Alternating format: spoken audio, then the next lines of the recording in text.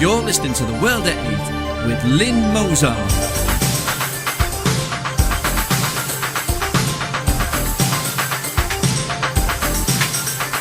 The World at 8, the number one in nationalist news. Highlights of the news today, Monday the 20th of May. Were they or weren't they? Channel 4 dispatches on Shropshire sex ring. Machete murderer who admits killing up to 400 people can't be booted out of the UK. Kent Police 9, Border Agency 5. Marine Le Pen injured spine in fall. Germany calls for 2-year ban on jihadists returning from Syria. Stockholm, riots in usually calm suburb of Husby. Don't you just love Texans? World Value Survey shows world's most racist countries. Saudi cleric prohibit women from using air conditioning. Thought for the day, are we shooting ourselves in the foot yet again? And finally, this really bugs me.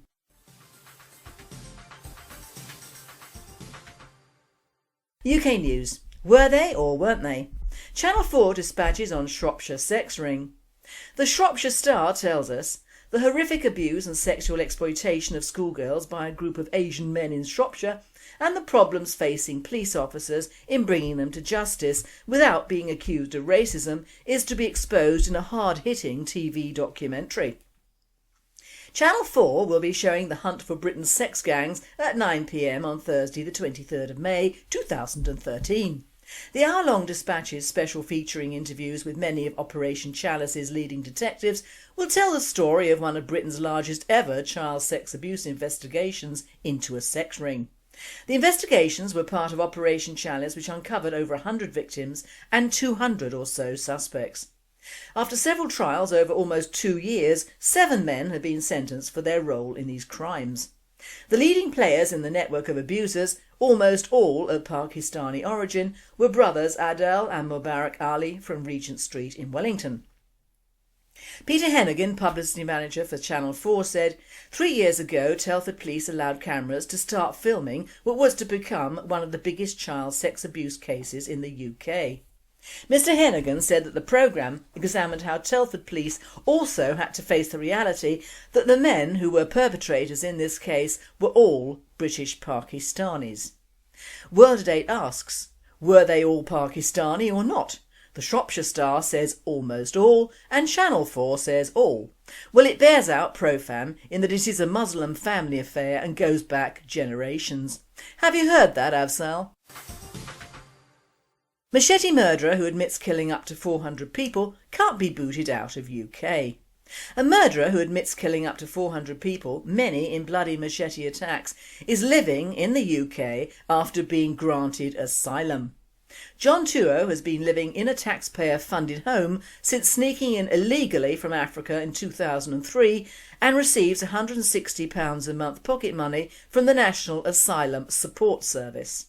For 7 years he worked for the Mungiki in Kenya, a criminal mob behind some of the continent's worst atrocities.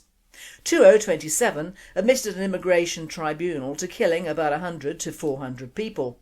He even said he'd taken part in the sickening practice of female genital mutilation. He was granted asylum after claiming he'd be killed if he returned to Kenya. World at 8 states, well, he could be killed over here, couldn't he? What's MI6 doing, for God's sake? We really need a reality check in the UK, don't we? Kent Police 9, Border Agency 5. 9 suspected illegal immigrants covered in flour emerged from their hiding place in a German food tanker on the M26 and casually strolled off into the countryside. Quickly rounded up by Kent police officers and handed over to the border agency, 4 were set free, taken to hostels, provided with free accommodation and even told how to apply for asylum and benefits. Kent police say that for the past 2 years they've received an average 1 report a day relating to clandestine immigration. It's believed that the group had sneaked into the tanker in France before being brought to England without the knowledge of the driver. World at 8 comments, it's reached the second stage of sheer lunacy now. It's open season in the UK for all and sundry who can get here. Close the channel and put guns on the cliffs and have security staff armed at airports. That's what other countries do to keep us out without being called names. It's easier to obtain forgiveness than permission. Idi Amin realised that one.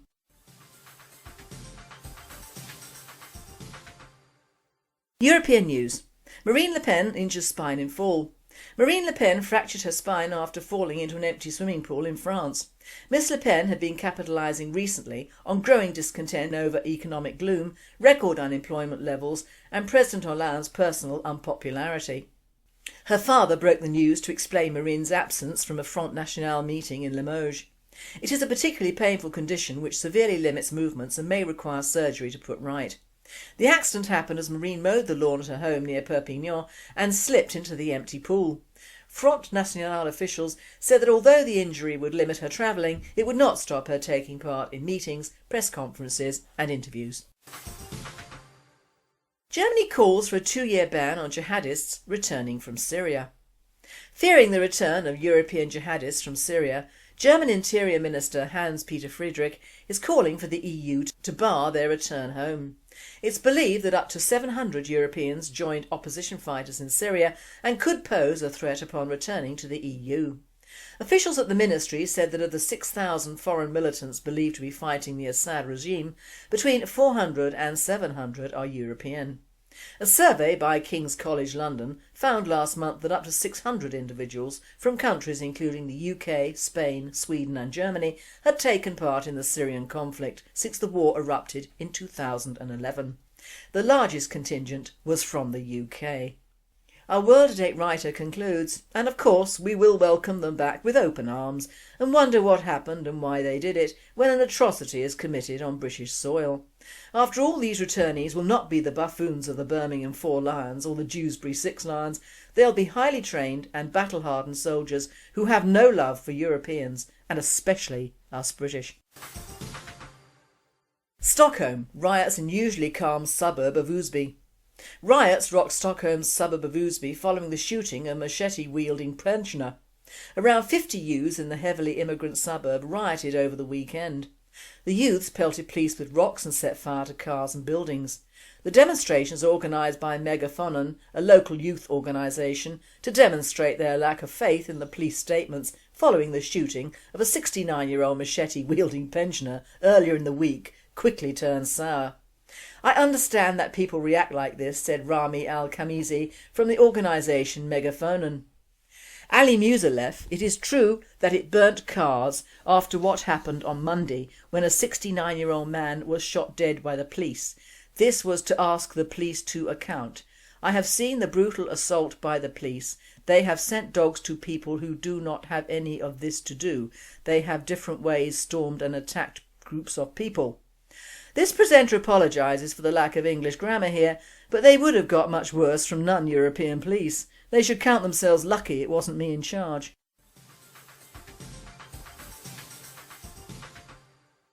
World news. Don't you just love the Texans? Robbers rushed into a home in the Sharpstown area of Houston, Texas and bundled the homeowner into a closet. What the robbers didn't realise was that the closet contained the homeowner's gun safe. After calling 911 and believing the 3 robbers gone, the homeowner left the closet with the gun in hand. Walking downstairs, the homeowner surprised one of the robbers and shots were exchanged. The homeowner was unharmed, but the wounded robber stumbled outside and collapsed onto the sidewalk. The wounded suspect was hospitalised and the homeowner faces no charges for defending his property. World Value Survey shows world's most racist countries. The Global Social Attitudes Study claims that the most racially intolerant populations are all in the developing world, with Bangladesh, Jordan and India in the top 5. By contrast, the study of 80 countries over 3 decades found Western countries were most accepting of other cultures, with Britain, the US, Canada and Australia more tolerant than anywhere else. The data came from the World Value Survey, which measured the social attitudes of people in different countries, as reported by the Washington Post. The survey asked individuals what types of people they would refuse to live next to, and counted how many chose the option people of a different race, as a percentage for each country. Researchers have suggested that societies where more people don't want neighbours from other races can be considered less racially tolerant. The country with the highest proportion of intolerant people who wanted neighbours similar to them was Hong Kong, where 71.8% of the population would refuse to live next to someone of a different race. Next were Bangladesh on 71.7%, Jordan on 51.4% and India with 43.5%. World at 8 says, I think the World Value Survey is a load of codswallop. It would be interesting to know who they surveyed. Japan and Pakistan both made the top 10% of the most racially tolerant countries when they are anything but. What is interesting is the most intolerant operate a non-immigration policy anyway, and the most tolerant, which don't, suggests to me that it is an open-door policy which is being pushed here. Massive immigration makes a population overtly accept it, but it breeds a much less publicised intolerance. Saudi cleric prohibit women from using air conditioning. A man who claimed to be a Salafist Wahhabist cleric put the word out on Twitter that women should not flip on air conditioners at home because it sends the signal they're home and that could lead to moral depravities. The cleric said turning on the cooler ventilator is prohibited for women in the absence of their husbands because the woman's act is very dangerous and may bring about immorality in the society. When she turns the cooler on, someone may notice her presence home and this might bring about immorality, International Business Times reported. Words fail me on that one.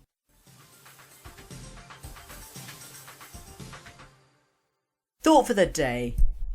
Are we shooting ourselves in the foot yet again? Before I read my thought today, I'm referring to Crankcase 8 and his comment on last Friday's thought, which contains some of the sayings of Winnie Churchill on the Jewish people. First, the comment that Lenin was not Jewish, made by Churchill, is partially right. Lenin's father, Ilya, married a Maria Blank. Maria was the daughter of a Russian Jewish physician, Alexander Dmitriev Blank, and his German-Swedish wife, Anna Ivanova Groschow. This means Lenin had a half-Jewish grandfather, which made Lenin less than a quarter by blood, and his mother non-Jewish, as it was her father, not her mother, who had Jewish blood. Lenin's father followed the Russian Orthodox Church and his mother was raised a Lutheran. Winnie stated correctly Lenin was not of the Jewish faith, and those remarks were made to a UK Parliament on the 5th of November 1919, well before the fall of the Berlin Wall and the death of Churchill in 1965. Also, please refer to Wikipedia for other facts on Lenin. Now to get on with the fact that we are shooting ourselves in the foot again with regard to the usual British attitude over new and old immigration. I had an email from one of our own who has just had an operation down south in a fairly local hospital. He's recovering but made a comment over the fact that most, if not all, the nursing staff were Filipino and asked what we would do without them. Well, my friend, we might start employing our own trained nurses and paying them adequately for a start. But although I have heard very good reports of foreign doctors in our hospitals, I have also heard very bad ones as well, especially over the patient-doctor communication angle, which is very important in the case of an individual's medical history or condition. I'm not going into detail on the NHS especially in this thought, but I am reminded of the story of my youngest son, who'd fallen badly when around 13 years old. His elbow was banged and in a preliminary X-ray, NHS, showed nothing. For a couple of years he had increasingly less use of that arm and finally couldn't use it at all. I was a single parent at that time and relied solely on the NHS, and finally got an appointment with a specialist at a Reading hospital. And we're talking around the late 1980s here.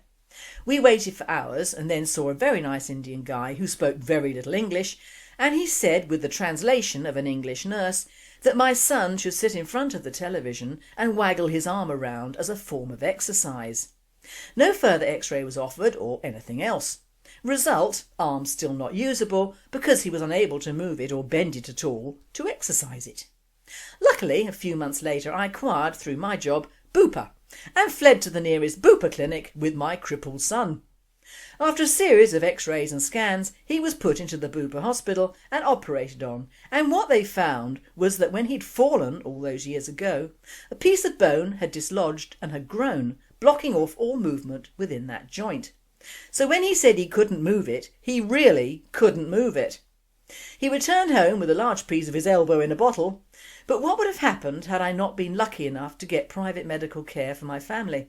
Like thousands of us now, I rely on the NHS and believe that it is a miracle that this service has survived for so long with so many users and so little staff and money. It is homage to the system and to us Brits, I strongly believe.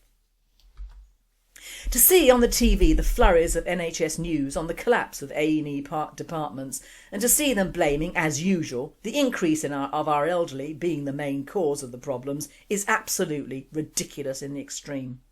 Of course our elderly have to make use of the NHS systems. Few now have the means, thanks to successive governments making them pay for immigration and foreign aid and stripping their pensions, so that accident and emergency may be the only recourse open to them.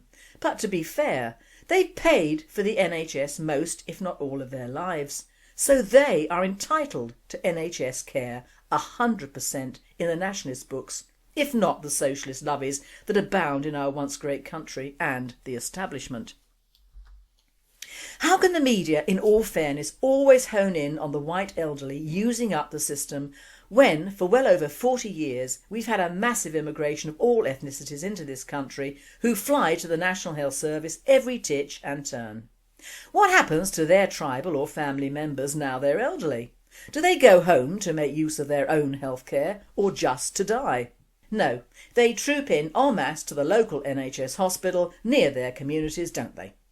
Go into any NHS centre and you'll find not only the staff are mainly ethnic, but a goodly proportion of the patients are as well. And I'm including maternity as well as the elderly facilities in this. They're all part of the same system that was brought into being not for the world, but for the indigenous Brits after the Second World War, by Labour of all people, who Mandelson recently admits sent out search parties to get them to come to the UK.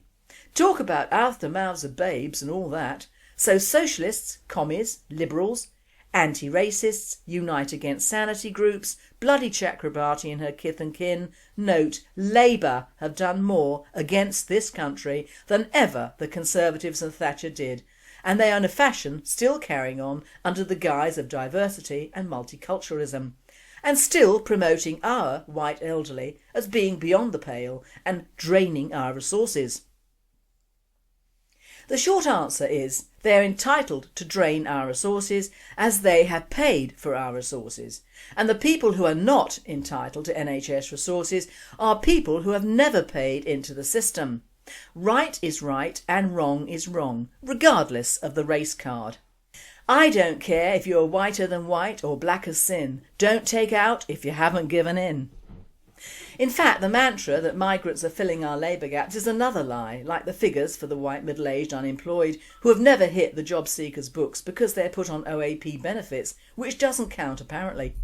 Now, I haven't been up to London for nearly 4 years, but according to an interesting comment on our news, one lady has, and she didn't hear any English on the train going up or down to our capital city. There were no white English staff in the post office up there, and the same in Selfridges, which used to be a haven of Britishness. My poor London. Even I am desperately looking at TV programmes and films which date back to the 60s or even 70s, when it was spot the black face instead of spot the silly white bugger who's paying for us to be over here brigade. In fact, over 600,000 white residents have left London from 2001 to 2011. This is equivalent to a city the size of Glasgow technically emigrating from their own homes.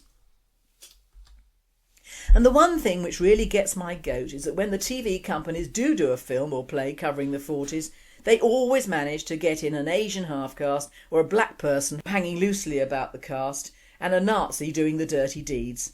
I thought we'd passed that stage in history, but apparently everything going out to the general public must pass muster as including peoples from other ethnicities, even though they have bugger all to do with the storyline brigade. Says a lot for Big Brother attitude of socialism propaganda, doesn't it? Show it often enough and only the nationalists and racists will notice the difference. But to lose your capital city to a mishmash of ethnics isn't funny or desirable in anyone's culture, and it's stupid and short-sighted to view it as an improvement to any country, and indeed few other countries except maybe Belgium have lost their larger cities to ethnic majorities. It isn't racist to want to live in your own country, which incidentally for our children and grandchildren was not founded on the principle of bringing all the dross of the world in to repopulate it. Teachers, please note. surrounded for the most part by your own people. God knows there are enough indigenous Brits who make me want a bath, let alone bringing in other idiots who can't speak the language, don't want to integrate, are basically economic migrants, dress in a peculiar fashion and eat crap, who set up businesses selling crap and generally behave in an un-British fashion, and who I don't want to have to see on a normal day. 30 years ago we had a full staffing of our hospitals, the then mental homes, staffing of our care homes and retirement homes. Shops were staffed during the weekdays by full-time staff and teenagers got work at weekends. Our full complement of pubs were staffed, cinemas were staffed, and many of our now defunct industries and businesses were staffed. Jobs were for life, there was a form of fairness or unfairness, but it applied to us. We were a fully functioning country, far from perfect, but functioning, until diversity and the Frankfurt and Bilderberg lock went into advertising and media. That was the demise of Great Britain and the rise of the UK for Ethics for Ethnics Brigade. As soon as someone stepped onto our soil, they gained all the rights that it took our own to build up for years, including the NHS system. We took on and encouraged foreign peoples into this country and our culture, and they're now paying us back for doing so by increasing this traffic to an alarming degree.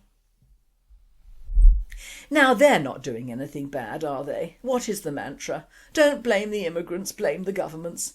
No, the mantra should be blame the people. They put up and shut up, so they get what they deserve, is my mantra. We nationalists have been telling the truth for years. Unpalatable though it may be, the UK is too full. As for the Scots who would rather have Johnny Foreigner than us Brits, fine. Send all the immigrants up there and rebuild Hadrian's Wall. Withdraw financial aid and businesses. Send all Scots back home as well, and that's okay with me. I would never deny a man the love of his own country. As we are not denied the love of our own country, well, as long as we share it with all and sundry, that is. We have to face it, that many of our own people cash in on the immigration scam as well. Cheap, efficient Polish cleaners, workers for factories and farms, all of which are used to be manned by seemingly lazy and unreliable British staff at one time. Although the workers in the Kent hop fields would argue that one, as all of the East End at one time got themselves off to Kent for a working holiday in the good old days. That is, if we even make our own beer down there now.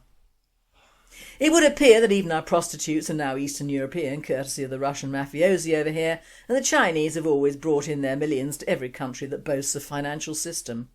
Most of our TV is ethnically biased staff-wise, and it must be odd for any foreigner visiting to see that he has actually just done a U-turn and ended up back in India, Arabia, Africa, the Middle East, China, Japan, Korea, Nepal, Thailand, the Philippines, Malaya, Poland, Hungary, the Czech Republic, Romania, and indeed wherever he might have hailed from.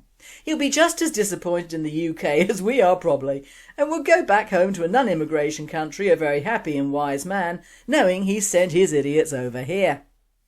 In fact, many of our British state schools have no white pupils at all, which says a lot for a country that used to have the best education systems in the world.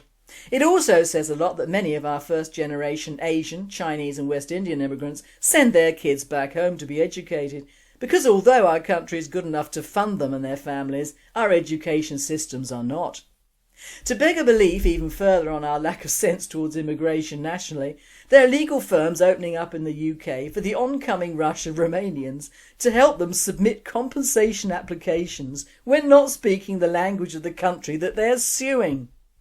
Mind you, Sherry Blairwitch has been cashing in on that one for decades.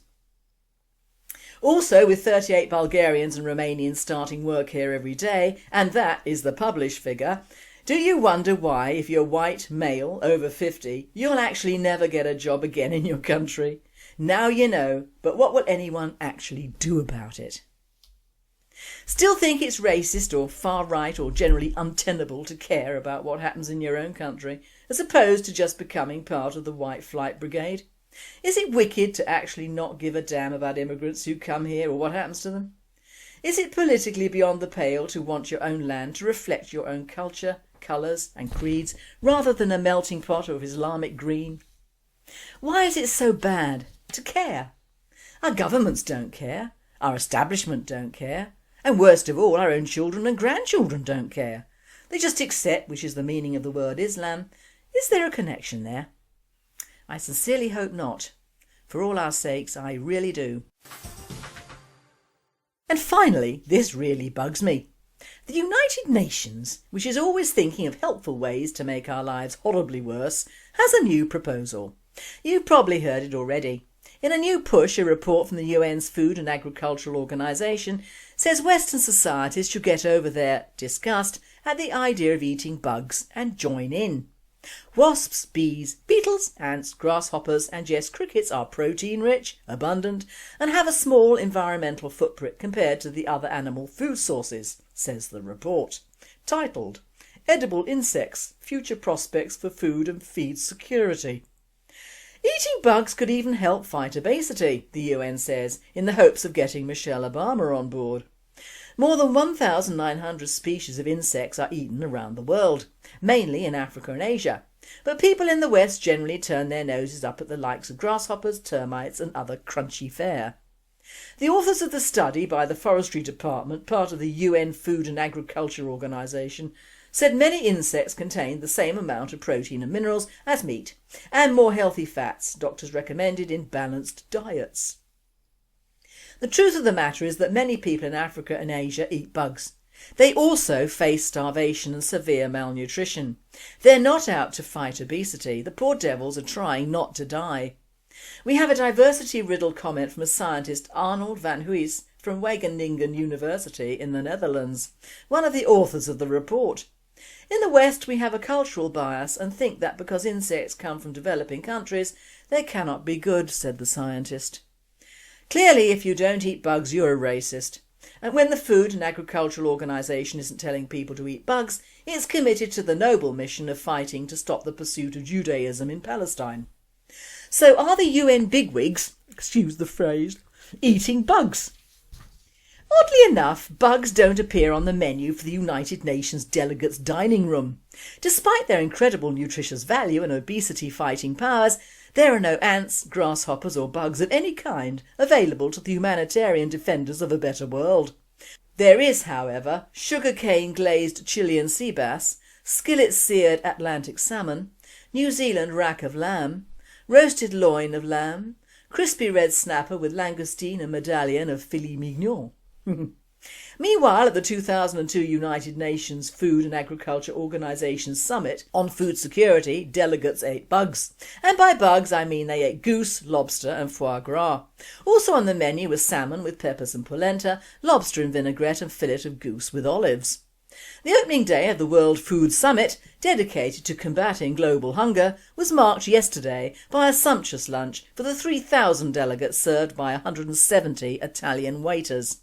The summit leaders were offered foie gras, lobster and goose stuffed with olives, followed by fruit compote. Then delegates committed themselves to halving the number of hungry people in the world to 400 million by 2015.